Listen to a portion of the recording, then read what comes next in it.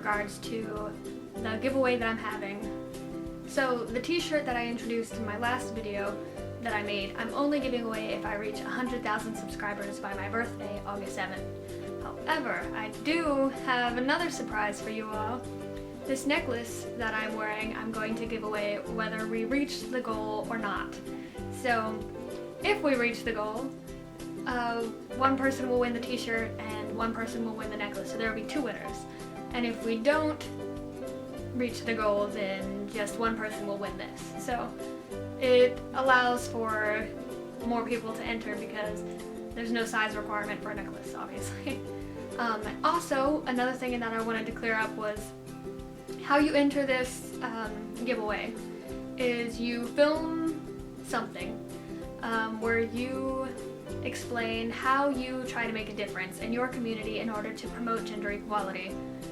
So what you're gonna do is film a video, upload it to YouTube, and then comment down below on either this video or my last video that I did with Peyton the link to that video so that I can find it and I can see it and I can watch it. So with this necklace, I'm going to put a close-up image right here. And now, without further ado, we're going to get into the video. So what I want to do today is go over some terms that we use within the transgender community. So I figured this would be useful because I use these words a lot and I know a lot of other people that use these words a lot, so I feel like they are very good words to know, very good phrases to know as well. So the first thing that I want to do is talk about the difference between gender and gender identity, because there is a difference. And also talk about the difference between those two things and your biological sex. So first things first, your biological sex is what you got going on downstairs. It's the reproductive part that you have. Typically, females have vaginas and males have penises. That is the biological sex of a person. The gender of a person is mental. Gender is mental. It is a mental connection that you feel, and gender identity is basically the name of that connection that you feel. So if your gender is girl, but your biological sex is male, then your gender identity is female, or is male to female. Sorry, I almost said female to male. If your biological sex is male and your gender is girl, then your gender identity is male to female. Now I'm also going to talk about what transgender itself means. Transgender basically means anyone whose gender identity does not match their biological sex. That's all it means. It's pretty much an umbrella term for anyone within the transgender community. Next thing is I'm going to explain what the word cisgender means. Cisgender means when your gender identity and your biological sex are the same thing. And the shortened form of this word is cis. So if you see someone saying, oh, that's a cis girl, that means someone whose biological sex is female as well as their gender identity. They are the same thing, they match up. FTM means female to male. That is when someone's biological sex is female but their gender identity is male. MTF means male to female, which is the exact opposite. It's when the biological sex is male but the gender identity is female. Gender dysphoria is a feeling that transgender people have when they are misgendered. It's basically when a transgender person feels uncomfortable with their gender identity, and that can be based if someone is using the wrong pronouns or if a transgender person is wearing clothes that they don't feel comfortable with or something along those lines. Body dysphoria is when a transgender person feels uncomfortable in their body.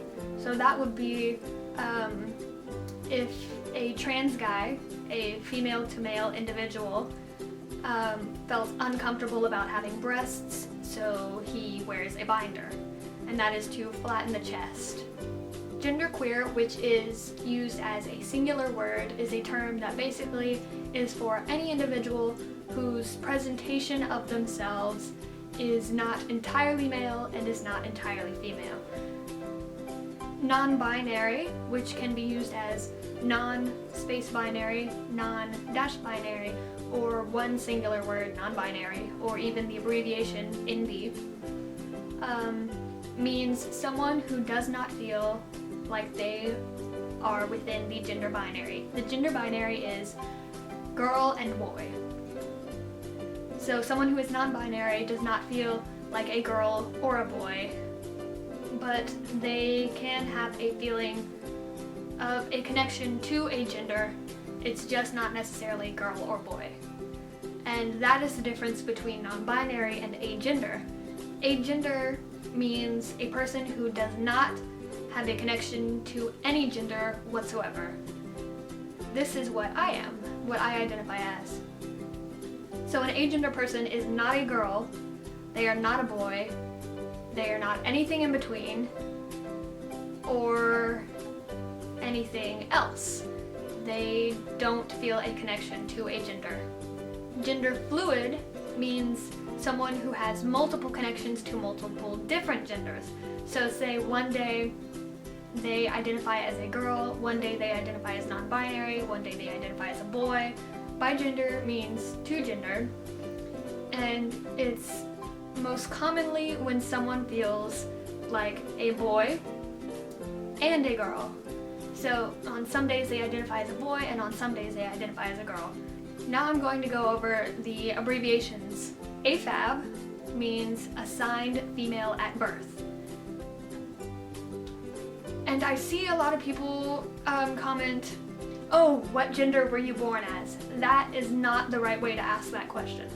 Some trans people will answer, but it is actually a very offensive question to ask because the gender that someone was born as is not the right way to phrase that. It's what they were assigned at birth, meaning something that someone else chose for them. So when you were born, someone looked at your private parts and went, "Ooh, that is a male or female," your biological sex, and they define your gender based off of your biological sex, because as a 2-minute-old baby, you don't have a strong grasp on gender identity.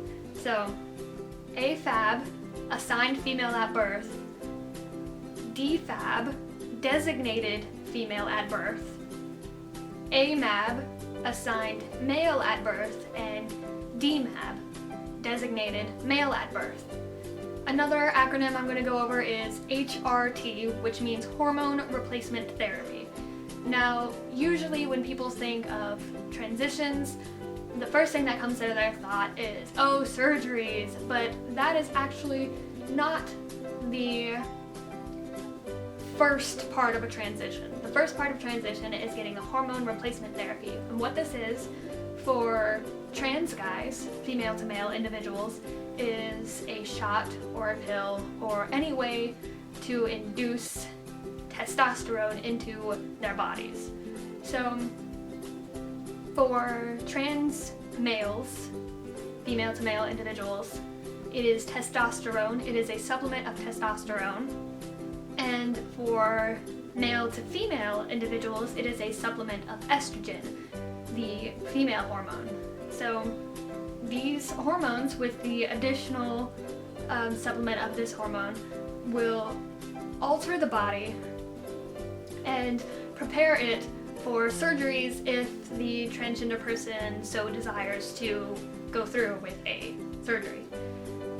Not all trans people are going to transition.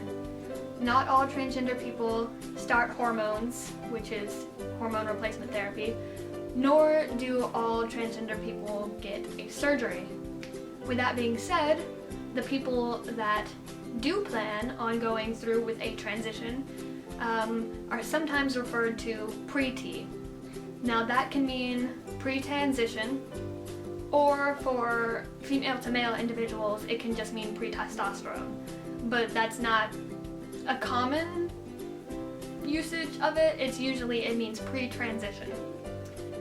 There's also post-T, which means post-transition, and post-op, which means post-operation. So that would be after a person transitions or has a surgery. Another thing that transgender people talk about a lot is gender roles. Gender roles are a societal construction that basically say, this is for this gender, this is for this gender, and it is a binary way of thinking. Like I said, the gender binary is girl, boy. So gender roles are a very binary focused way of thinking. They basically say, oh, this is for girls, oh, this is for boys. And transgender people commonly do not fit within gender roles. There are a lot of transgender people, myself included, that do not follow gender roles at all. And regardless of whether a person fits the stereotype, the gender roles, doesn't make them a supporter of gender roles. There's a huge difference. Gender roles basically say some common gender roles that you probably have heard of already are, what's a common gender role that people say? Boys can't play with dolls. Now this is highly offensive because anyone can play with dolls. It doesn't dictate your gender identity. You can't pick up a doll and suddenly turn into something. It's not how it works. Inanimate objects do not have the power to define your gender identity. With that being said, gender roles by nature are cis-normative. What that means is when people promote cisgender as the default or as the common option. So to say that something is cis-normative is to say that it promotes cisgender people above transgender people. It is completely against gender equality. I really hope that helped. If you have any other words that you would like me to go over, I can always make another video, but these I felt were the most important. So I really hope that I helped you all learn something, and hopefully you got something out of this video, you valued it at least a little, helped you educate yourself on gender rights. Woo! So I will see you all next Sunday. If you don't follow me on Twitter, Instagram, Tumblr, or Facebook, I will put those links down below. I will also put my P.O. box. And yeah, I will see you all next Sunday. Bye.